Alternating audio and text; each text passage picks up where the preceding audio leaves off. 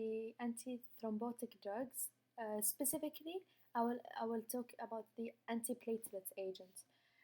So first of all, the antithrombotic drug into um, is divided into antiplatelet, anticoagulant, thrombolytic agent. So our topic is about antiplatelet drug. So let's start talking about the normal circumstances, and then we will study the different mechanism of action. So first of all, we should know that we have arachidonic acid. It will be discussed in another lecture. The arachidonic acid, just for simplicity to understand, it will give us thromboxane, 8, sorry, A2, and it will give also the prostacyclin. So if this arachidonic acid give prostacyclin, then this prostacyclin will lead to vasodilation and decrease platelet aggregation. Okay, and if this arachidonic acid give us thromboxane A2, this will lead to platelet aggregation and vasoconstriction. Why? Now, first of all, you should know that this is a cyclooxygenase pathway, COX pathway.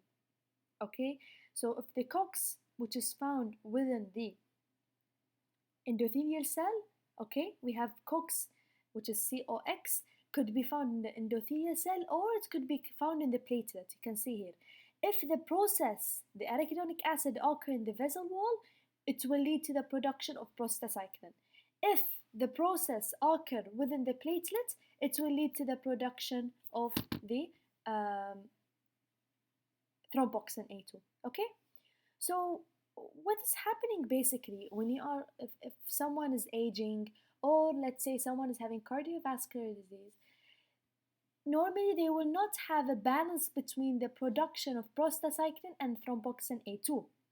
Okay, but in normal circumstances, okay, in healthy people, the production of thromboxane A2, it will basically counterbalanced by prostacyclin. So there will be no any, let's say, platelet aggregation or vasoconstriction. So now let us start talking about the different drugs. So first you should know that we have a drug that inhibits platelet activation and other drug that inhibits platelet aggregation. The drug that inhibits platelet activation is aspirin, okay, and we have the clopidogrel, and we have also dipyridamole, okay. And the drug that inhibits aggregation, as you can see here, because we know that GB2B and 3A is responsible for the aggregation. So this is basically the drug that inhibits the aggregation. So two category of antiplatelet drug. All right. So now let's start with the first category. The first category which inhibit the platelet activation is aspirin. Aspirin, also known as acetyl salicylic acid, this drug inhibits at low dose. If you are given the patient at low dose, it will selectively inhibit the acetylation of COX-1. Now COX-1, COX-1, which is responsible for the production of thromboxane, will be inhibited via aspirin. Okay, this is number one. Now this duration of action will last the lifespan of platelets, and we know that the lifespan of platelets is 8 to 10 days. Okay, and the irreversible inhibition of the thromboxane synthesis will lead to adverse effects. Now, one of the major adverse effects is GI adverse effects, and believe it or not, aspirin could increase the risk of intracranial hemorrhage. This is not good, okay? And usually they use it for the primary and secondary prevention of cardiovascular and cerebrovascular thrombotic events. That's it. This is all about aspirin. Now, let us talk about the platelet ADP receptor blocker. In another word, we can say that it is the inhibition of platelet activation. And they are clopidogrel and ticlopidin. So these two drugs, first of all, you should know that clopidogrel is a prodrug that will be metabolized and then it will be given us as the active metabolites, which is basically B2Y12. So this active metabolites, okay, will do this job. Okay, it will inhibit the ADP receptor, and we know that ADP is important for the platelet activation.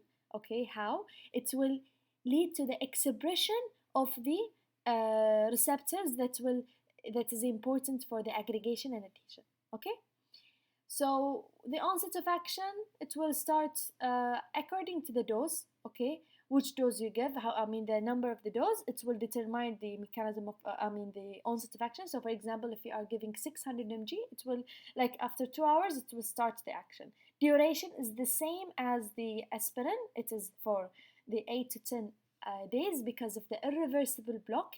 Remember, if I say to you irreversible blockage of the receptor, you should know that the duration of action is lifespan of the platelet.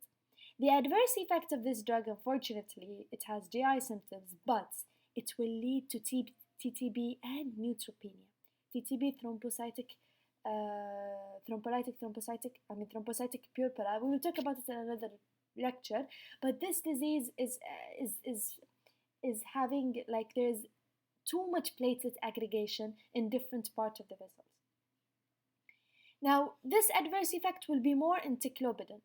Now, the uses of these two drugs, usually they use it with aspirin to when the patient is going to undergo percutaneous coronary intervention. And also, we can use it as, let's say, if someone having contraindication for aspirin, you can use clopidogrel. It's very good for this, like alternative to aspirin, okay? And last two drugs, we have the glycoprotein 2B3A receptor inhibitor, which is a platelet aggregation inhibitor, which is found in this side. You can see here. They will basically reversible block this receptor. Reversibly, okay? Reversibly. That's why the duration of action is not same as aspirin. No, it's only 12 hours, okay? And the adverse effect is the thrombocytopenia, unfortunately, okay, and bleeding. It's used usually with heparin and aspirin in combination with it in order to it's given for the patient who's having acute coronary syndrome, going PCI, which is percutaneous coronary intervention, and patient who's receiving thrombolytic therapy for acute MI. Like for example, let's say he's receiving this drug, you can give this two agents, which is epciximab and this agent. Now, this are given IV, okay, and unfortunately, they have high risk of bleeding, so they are very potent drug. Now, the last drug is something known as dipyridamole and cilostazol. This drug is very, very nice because it's only increased the CAMB by two mechanisms. First of all, why they are increasing CAMB?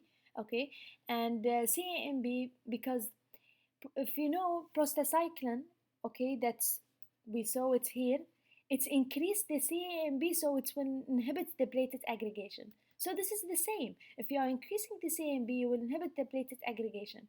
So this drug will inhibit the phosphodiesterase inhibitor. So yeah, phosphodiesterase. And once it inhibits this phosphodiesterase 3, it will lead to increased CAMB. And another mechanism of action is in decreasing the uptake of adenosine by RBC, and thus will lead to increased adenosine in the plasma.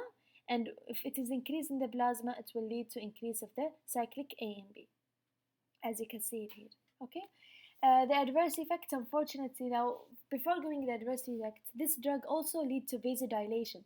So this would correlate with the adverse effect, which is basically chest pain, facial flushing, headache, palpitation, all as a result of vasodilation. They are used for patients who's having intermittent claudication, and also if the patient is having, let's say he's having ischemic stroke and transient ischemic attack, you can give this patient this drug, okay? And this is all about the antiplatelet drug, and thank you so much.